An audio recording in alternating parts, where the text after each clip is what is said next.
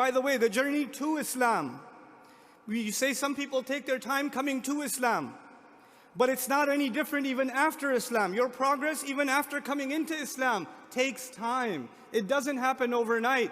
There are some Sahaba who go from absolutely against Islam to completely in Allah's submission for Islam. And then there are some other companions of the Prophet ﷺ who struggled. They struggled. It was hard. It wasn't easy for them. It wasn't not every Sahabi was Abu Bakr as-Siddiq radiallahu ta'ala anhu.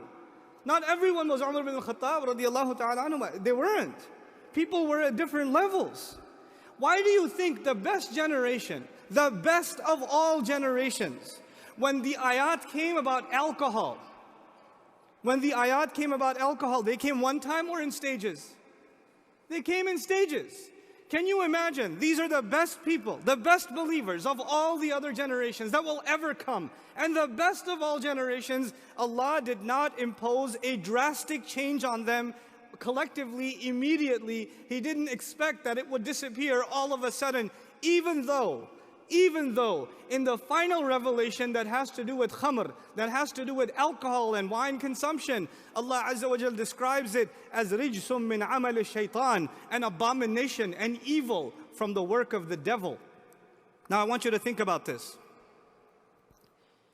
If alcohol has always been the work of the devil, even when Allah said, He didn't say it was haram yet, even then it was evil.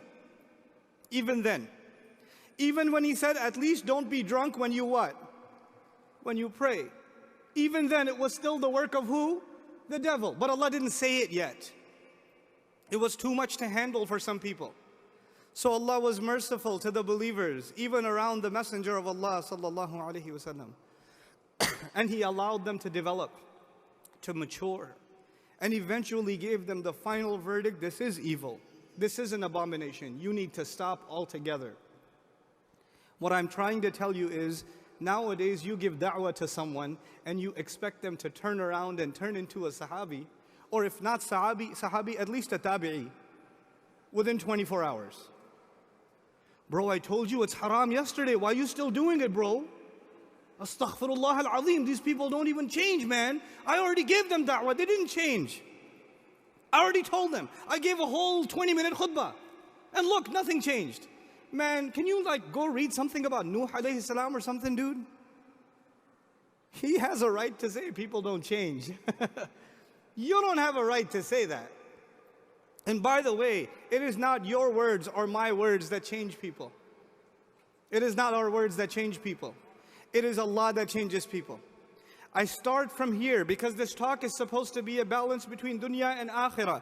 And the first thing I want to share with you is sometimes in our da'wah, we kill the hopes of people. We expect too much from them too quickly. As a matter of fact, when you give someone da'wah, even as a Muslim who is in disobedience to Allah, a lot of young guys came to me today and said, my friends in college, they drink, Muslim friends.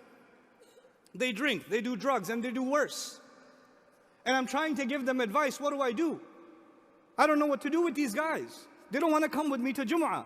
They don't want to come with me to the masjid. I try to make them watch a YouTube video. They don't want to hear it. I don't know what to do with them. And you know what I say?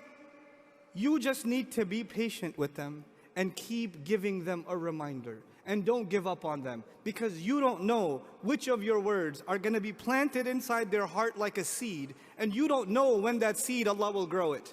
You don't know. Maybe it'll happen a year from now that the words you said to them click.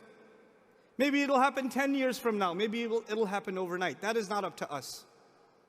Which is why, in the very same ayah, when Allah towards the end, in this ayah of da'wah, what does He tell us? He tells us, Inna rabbaka huwa a'lam. Allah knows better who's guided and who's misguided.